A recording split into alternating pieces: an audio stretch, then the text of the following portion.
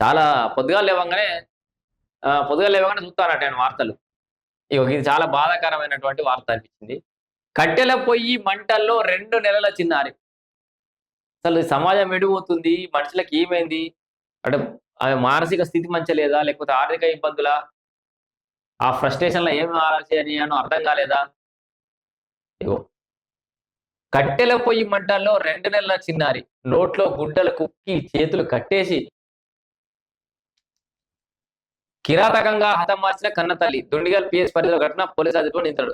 అభంశుభం తెలియని 2 నెలల చిన్నారిని పట్ల కన్నతల్లే కర్కశంగా వ్యవహరించింది. నోట్లో గుడ్డలు కుక్కి మండుతున్న కట్టెల పొయ్యిలో పడేసి సజీవ దహనం చేసింది.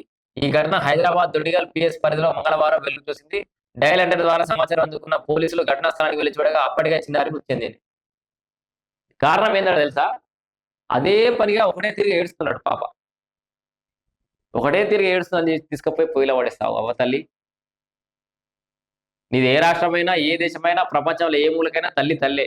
మూగజీవాలకు అసలు భాష రాని జీవాలకు గూడా తల్లి ప్రేమ అద్భుతంగుంటది. అసోంటిది నువ్వు తీసుకపోయి కట్టెల పొయ్యిలెత్తావు. ఇది పూర్తిగా చదువుడు గూడా బాధగా అనిపిస్తుంది నాకు. అందుకే చదువుతలేను దీన్నిగ.